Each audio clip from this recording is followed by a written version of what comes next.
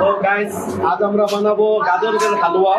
তো গাজরের হালুয়া কিভাবে বানায় চলো আসুন দেখি। খুব টেস্টি হবে খাওয়ার জন্য। দিয়ে দিলাম আধা কেজি পরিমাণ ঘি।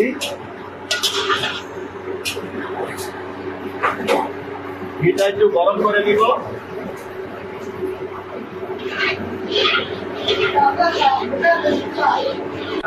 দিয়ে দিব কিছু পরিমাণ এলাচ। দিয়ে দিচ্ছি গাজর। গাজরটা আমি সিদ্ধ করে নিয়েছি, আপনারা অবশ্যই সিদ্ধ করে নেবেন, ভালো করে গ্রেট করে সিদ্ধ করে নেবেন। সিদ্ধ করাটা খুব জরুরি।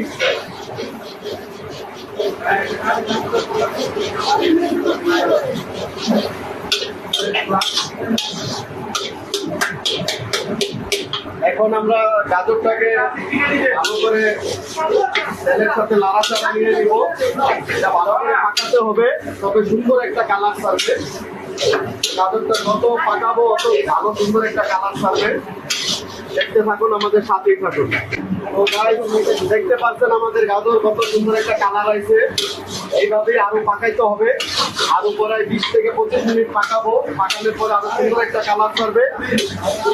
মনে রাখবেন আমরা এখানে নিয়েছি 5 থেকে 7 পিস এলাচ, 1 কেজি ঘি, 3 কেজি গাজর গ্রেট করে অবশ্যই সিদ্ধ করে নিতে হবে। এখানে 1 কেজি পরিমাণ চিনি আছে। তো আমরা দিয়ে দিব চিনি। প্রথমে একটু কম দিব, পরে মিষ্টিটা একটু টেস্ট করার পরে আবার দিব। এটা চিনি দেওয়ার পরে আরো পাকাতে হবে। পাকানোর পরে এটার কালারটা আরো আসবে।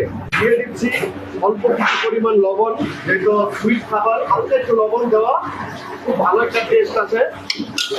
লবণ ছাড়া সব খাবারই আধুরা থাকে।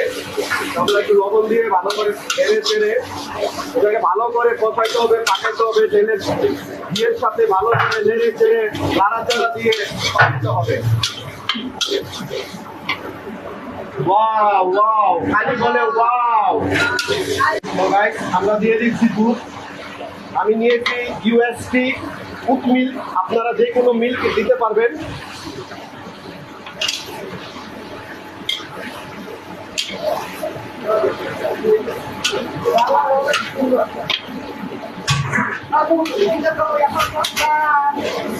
তারপরে দিয়ে দেব কাজু বাদাম কিশমিশ।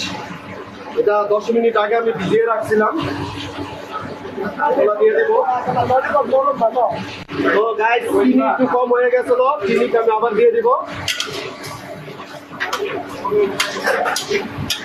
হ্যাঁ, তো গাইস দেখতে পাচ্ছেন আমাদের হালুয়া রেডি হয়ে গেছে। কি সুন্দর একটা ফাইন কালার আসছে।